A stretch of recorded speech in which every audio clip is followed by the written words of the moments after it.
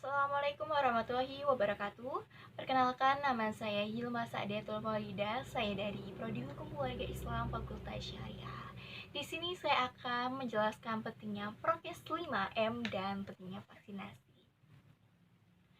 Penyebaran virus corona memang sudah terjadi, tapi bukan berarti kamu harus pasrah dan berdiam diri.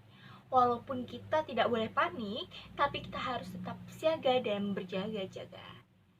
Penyebaran virus corona bisa kita kurangi dan kita minimalisir dengan mematuhi prokes 5M dan vaksinasi.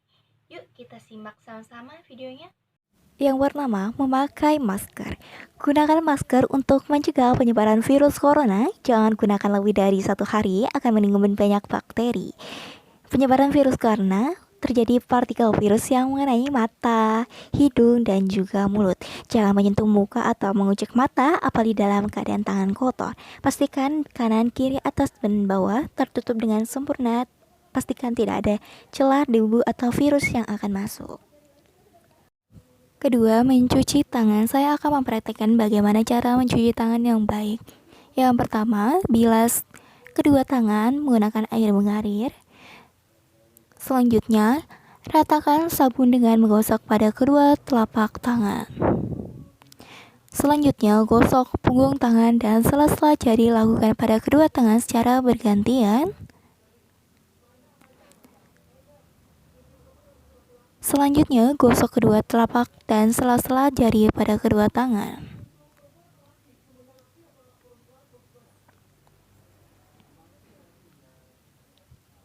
Lalu, kunci jari dan putar semua ujung jari. Selanjutnya, putar ibu jari secara bergantian. Lalu, putar pergelangan tangan keduanya secara bergantian.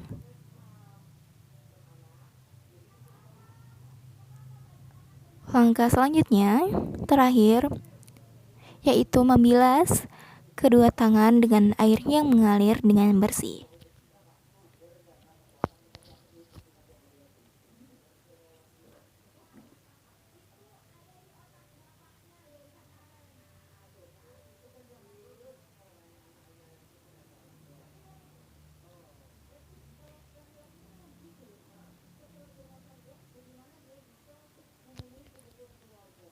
Selanjutnya, untuk menutup keran, pastikan menggunakan siku, jangan menggunakan tangan, dan memastikan tidak ada bakteri-bakteri yang menempel lagi. Dan menggunakan tisu untuk mengeringkan tangan. Yang ketiga, menjaga jarak.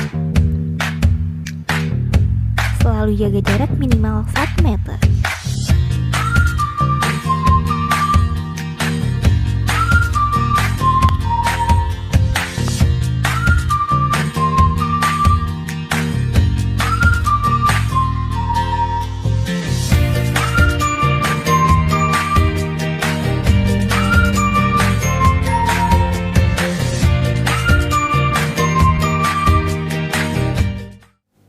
Yang keempat, menghindari kerumunan.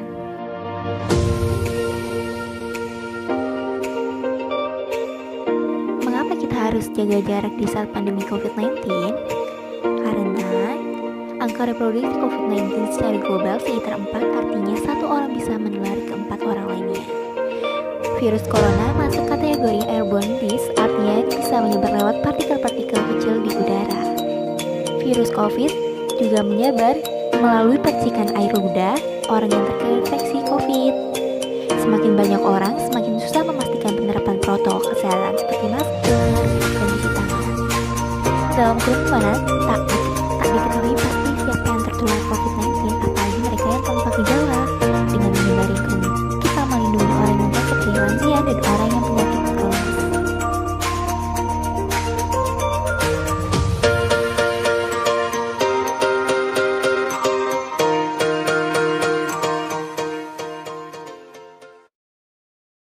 Yang kelima, membatasi mobilitas. Jubir pemerintah untuk COVID-19, Dr. Raisa, terkait pembatasan mobilitas, tindakan sederhana seperti tinggal di rumah, mengurangi berpergian keluar rumah,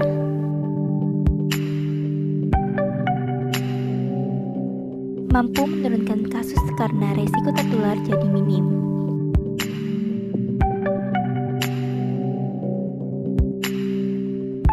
Apalagi kini kemampuan penularan varian Delta lebih cepat.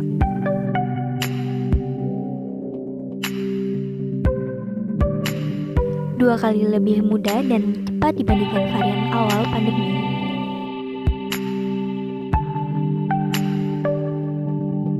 Apalagi varian awal bisa menular 2 orang, maka varian Delta bisa menular 6-8 orang sekali kontak. Jadi memilih tinggal di rumah atau sangat selektif berpergian hanya kalau terpaksa. Atau ke sentra vaksin serta jaga jarak, menjauhi kerumunan adalah kontributor.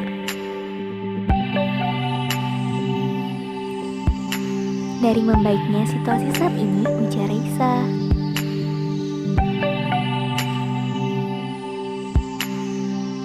Raisa juga mengapresiasi mereka yang saat terpaksa keluar rumah selalu memakai masker.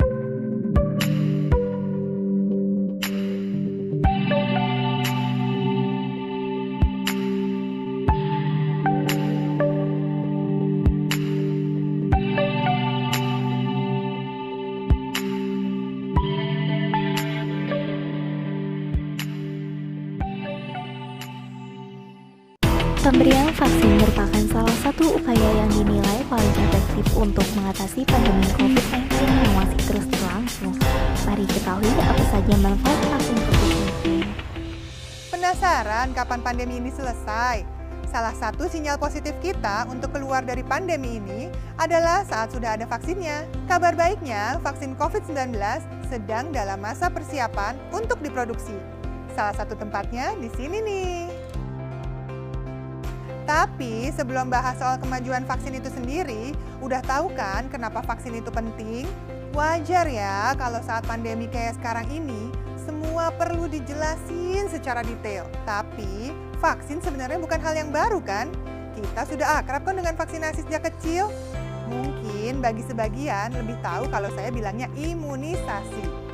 Tujuan vaksin atau imunisasi tersebut adalah menimbulkan kekebalan tubuh buatan, supaya kalau ada virus yang aslinya masuk ke dalam tubuh, maka daya tahan tubuh kita sudah siap melawan. Nah, agar makin banyak orang yang daya tahan tubuhnya siap terhadap virus, kita semua harus divaksinasi. Nanti kalau sudah semakin banyak yang sudah divaksin, semakin rata kekebalan tubuh kita semua. Virus akan kehilangan orang yang bisa dijadikan tempat hidup. Nah, itulah di mana herd immunity sudah terbentuk.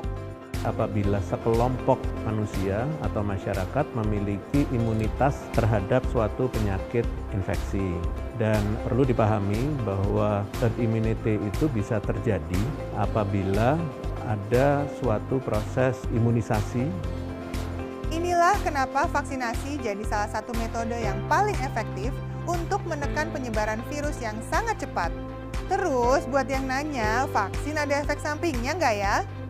Jangan khawatir, saat vaksin COVID-19 diproduksi nanti, itu artinya sudah pasti telah lolos uji coba yang berlapis-lapis. Jadi kalau ujinya dilakukan dengan baik, diamati dengan baik, maka potensi untuk memiliki efek samping itu menjadi sangat minimal.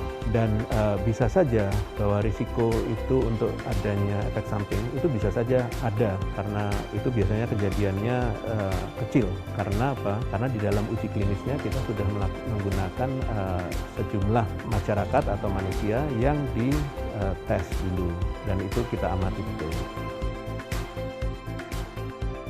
Efek positifnya dari vaksinasi itu jauh lebih besar daripada potensi efek samping, karena efek samping selalu diamati di dalam uji klinis dan selalu diamankan dari uji tersebut. Sudah jelas kan kenapa kita tidak perlu takut vaksinasi? Sekarang kita tinggal berharap supaya seluruh tahapan uji coba selesai.